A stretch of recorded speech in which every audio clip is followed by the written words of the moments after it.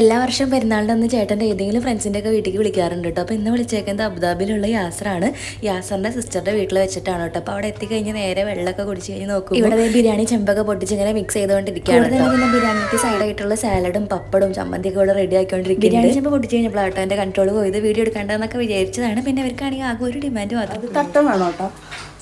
ഒരാളത് ഇവിടെ സാലഡിന് വേണ്ടിയിട്ടൊക്കെ ഇങ്ങനെ കട്ട് ചെയ്തുകൊണ്ടിരിക്കട്ടെ. അപ്പോൾ അടുത്ത ആളത് പപ്പടം വറുക്കാൻ വേണ്ടി ചട്ടിയൊക്കെ വെച്ച് ഓരോരുത്തർ അവരുടേതായിട്ടുള്ള കഴിവുകളൊക്കെ ഇവിടെ തെളിയിച്ചുകൊണ്ടിരിക്കട്ടെ. ഞാനാണെങ്കിൽ വീഡിയോ എടുത്തുകൊണ്ടിരിക്കുകയാണ്. ഇവിടെ പപ്പടം വറുത്തുകൊണ്ടിരിക്കേണ്ട അടുത്താണെങ്കിൽ ഭയങ്കര കട്ടിങ് മാസ്റ്റർ. പപ്പടം വറുക്കണോണ്ട് അറിയാമല്ലോ, പിന്നെ എല്ലാം റെഡി ആയിട്ടുണ്ടാവും. പപ്പടം വറുത്ത് കഴിഞ്ഞാൽ പിന്നെ ലാസ്റ്റ് ആണ് കേട്ടോ, പിന്നെ അത് കഴിക്കാന്നുള്ളതാണ്. അങ്ങനെ നിൽക്കുമ്പോൾ ഐശ്വര്യ ഒരു ക്യാരറ്റും പിടിച്ചോണ്ട് എനിക്ക് ഭയങ്കര ഇഷ്ടമാണ് കേട്ടോ. പക്ഷെ ആളെന്നെ തൊടിച്ചില്ല, ആൾ തന്നെ നമ്മൾ തൊലിയൊക്കെ കളി. അതൊക്കെ കഴിഞ്ഞ് നമ്മളിങ്ങനെ ഇവിടെ പപ്പടമൊക്കെ വറുത്ത് സെറ്റാക്കി വെച്ചിട്ടുണ്ട് കേട്ടോ. ഇവിടെ നമ്മുടെ കട്ടിങ് മാസ്റ്റർ ഉണ്ടല്ലോ, ആളുടെ പണി ഇപ്പോഴും കഴിഞ്ഞിട്ടില്ല.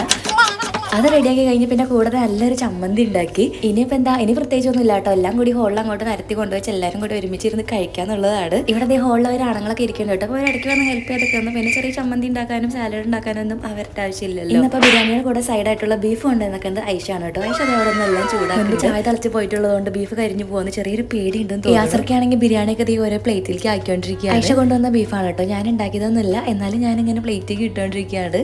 കുറച്ച് നേരത്തേക്ക് ഫോണൊന്ന് മാറ്റി വെച്ചിട്ട് എല്ലാതും ഇങ്ങനെ അവിടെ കൊണ്ടിങ്ങനെ നിരത്തി വെച്ചു കേട്ടോ. ചേട്ടൻ ദേ ഇവിടെ ഒരു സൈഡിൽ ഇരുന്നിട്ട് ഇങ്ങനെ ഫോൺ നോക്കണം. ഞാൻ ആ സമയത്ത് വേഗം വന്ന് ഫോട്ടോ ഒക്കെ എടുത്തുകൊണ്ട് പോയി.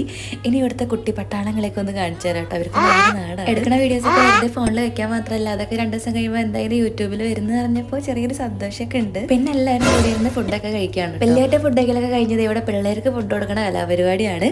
അത് കഴിഞ്ഞിട്ട് ഈ ഐഷ കൊണ്ടുവന്നതാണ് കേട്ടോ. പായസമൊക്കെ ചൂടാക്കി വേഗം ഗ്ലാസ്സുകളിലാക്കിയിട്ട് എല്ലാവർക്കും കൊണ്ട് കൊടുത്തു.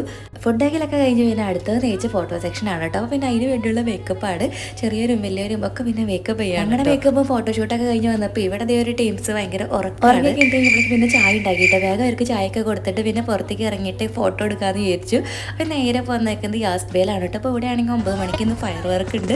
അങ്ങനെ വന്ന് ഒരു അടിപൊളിയായിട്ടുള്ള ഫയർ വർക്ക് കണ്ടിട്ട് കുറേ നാളുകൾക്ക് ശേഷം. അതൊക്കെ കഴിഞ്ഞ് പിന്നെ എല്ലാവരും തിരിച്ച് ഓരോരോ സ്ഥലങ്ങളിലേക്ക് പോയി. അപ്പോൾ കൂടെ യാസ്രേഷി മാത്രമേ ഉള്ളൂ കേട്ടോ.